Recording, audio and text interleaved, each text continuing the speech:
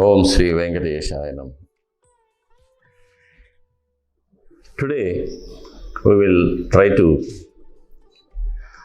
learn about God, the simplest word but the most mysterious. And let us see what literature we have, our ancestors have given us regarding God. The four Vedas, Rigveda, Sama, Atharvana Vedas, describe God as Nirguna, Nishkala, Nirakara, Niramayam.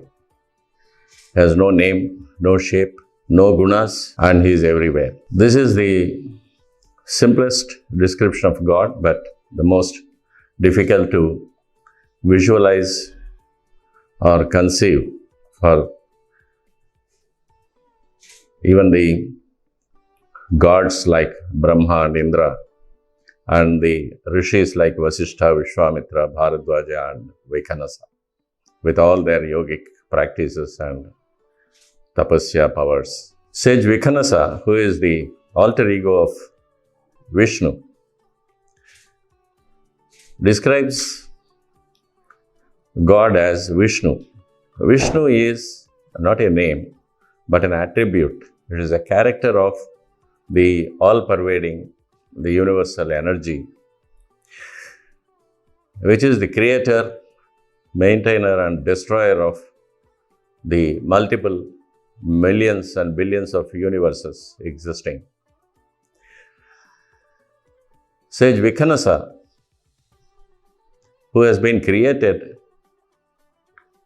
by a deep contemplation by Bhagavan, Vishnu, gives us an analytical picture of God existing in multiple dimensions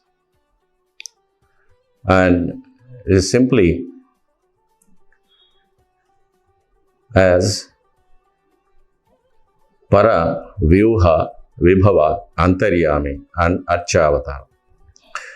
The first of the dimensions, the Para, is the most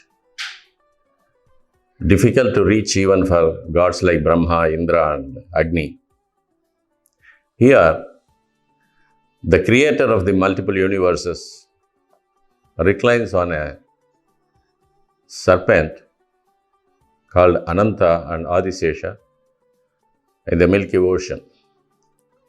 This Milky Ocean is nothing but a primordial soup with all the ingredients, the elements, the metals, non-metals,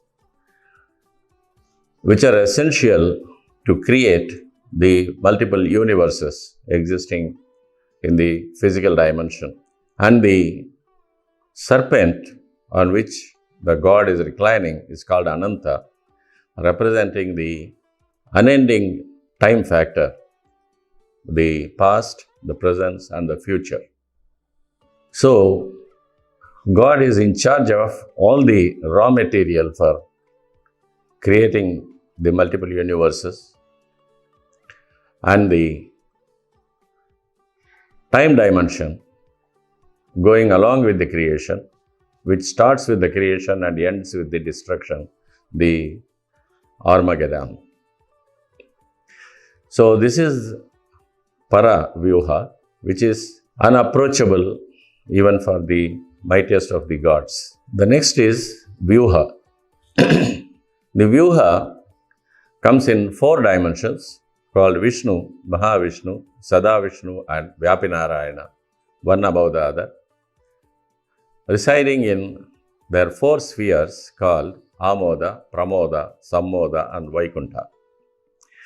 These four dimensions, called Vuhas, can be approached by the most powerful yogic practice and the deepest tapasya which the rishis, brahmarshis and maharshis and the gods undergo for millennia to reach those stages. And each Vuha has got its own sphere, its own population, and the Lord, like Vishnu or Mahavishnu or Sadavishnu, ruling over that planet. The third is Vibhava, which is a temporary phase where Lord descends onto this sphere. Whenever the Sanatana Dharma is at danger, when the evil forces become powerful to torture the pious sages and rishis who continuously perform sacred rituals for the welfare of the entire creation. So these are called avatars, and in every cycle of Mahayugas, each Mahayuga containing one Kruta Yuga, Treta Yuga, Dwapar Yuga and Kali Yuga. So every Mahayuga has got the avatars. In our Mahayuga, it is Dashavatars, 10 avatars. 9 are over and 1 is to be taken by the Lord. The people and rishis born during that stage, where the God descends onto this plane, destroys the evil and goes back, they have the blessing of having darshan of that particular avatar. The fourth dimension is Antyami. The Antyami dimension is the spark of life called the soul, appearing in all the living beings in His creation. It runs the physical life of that creature, decides the karmas, the positive or negative karmas it performs during that lifetime, and decides the fruits of those karmas in the next birth that creature takes. So this is Antaryamitva. The yogis and rishis, they always do meditation looking inward towards the Antaryami to reach Him in the higher planes. And ordinary humans, they perform all sorts of evil things with the life given by Antaryami and get destroyed. The fifth dimension is the physical dimension called Archavatara. The Archavatara is created by God Himself when He decides to descend onto this planet where human beings are existing and bless the human race with the divine knowledge when they ask for it. Sage Vikanasa describes this Archavatara as the God in the physical form. It is the basis of idol worship with the purpose of understanding God in the most familiar form for the human beings in their own image, the human form. Of course, with some superhuman characters like 4 hands and the weapons the Lord wears to destroy the evil forces. The main idol called Dhruvavera, which is standing about 9.5 feet tall in the sanctorum of Tirumala temple, is the Archavatara as per Vikanasa's texts.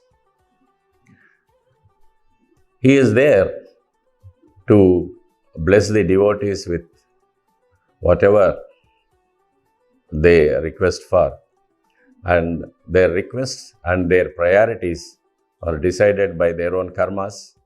Almost all of them request for worldly pleasures, physical comforts, and all sorts of petty things. But the realized souls, when they visit the temple, they ask for His presence to be at His feet eternally.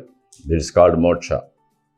So, whenever a devotee enters the temple and takes darshan of the Lord in the sanctum sanctorum, he should ask for the eternal things like divine knowledge and the presence at His feet, and not for temporary comforts or pleasures or materialistic things.